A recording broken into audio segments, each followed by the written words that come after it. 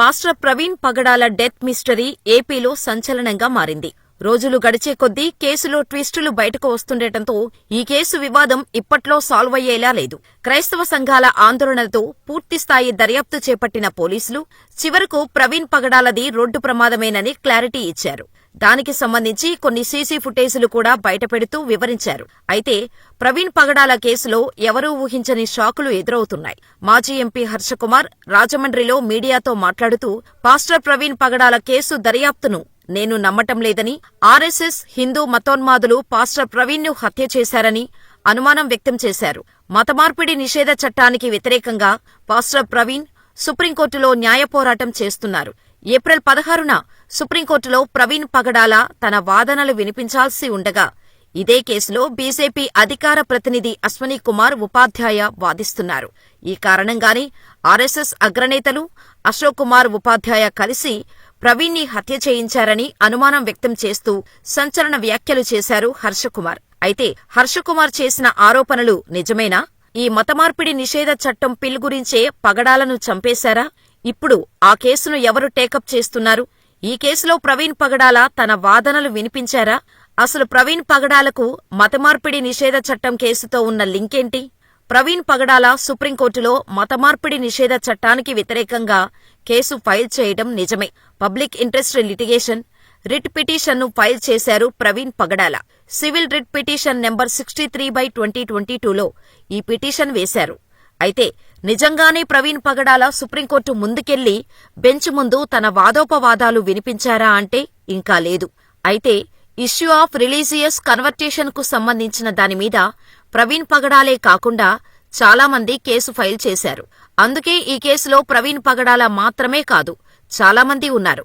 అంతేకాదు ఇందులో చాలామంది ప్రతివాదులు కూడా ఉన్నారు.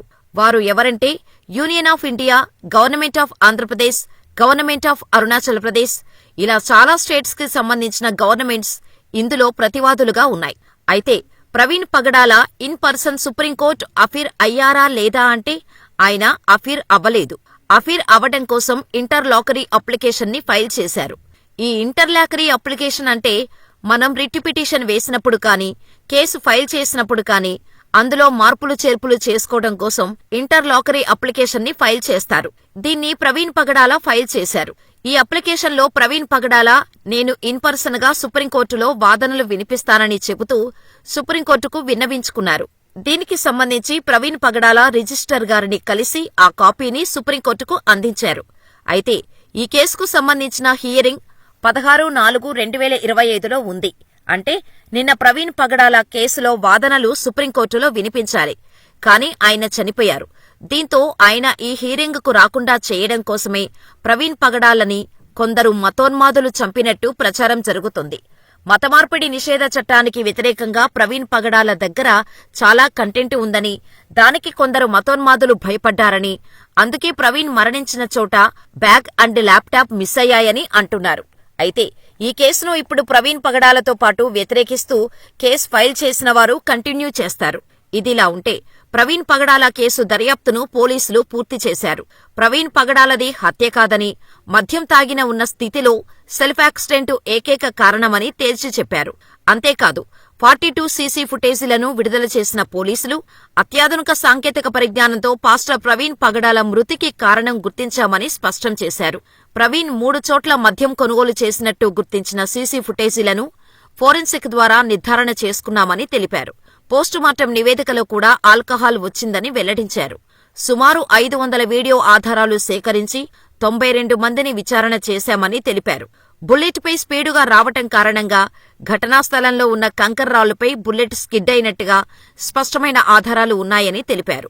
2 వారాల సమయం ఇచ్చినా హత్య అని ఆరోపణకు సంబంధించి ఎలాంటి ఆధారాలు తమకు ఎవరూ ఇవ్వలేదని స్పష్టం చేశారు. అంతేకాదు ఈ విషయాన్ని ఇంకా వివాదం చేస్తే చర్యలు తప్పవని హెచ్చరించారు. అయితే ఇప్పటికే ఈ కేసుకు సంబంధించి రెచ్చగొట్టే ప్రకటనలు చేసిన 11 మందిపై కేసులు నమోదు చేసి ఒకరిని అరెస్ట్ చేశారు పోలీసులు. అయినప్పటికీ సోషల్ మీడియాలో ప్రవీణ్ పగడాలది హత్యే అని కొందరు వాదిస్తున్నారు. అయితే ప్రవీణ్ కుమార్ కుటుంబ సభ్యులు ఆయన మరణం విషయంలో ఎవరిపైనా అనుమానాలు వ్యక్తం చేయటం లేదు. ఇదే విషయాన్ని ఐజీ అశోక్ కుమార్ తెలిపారు.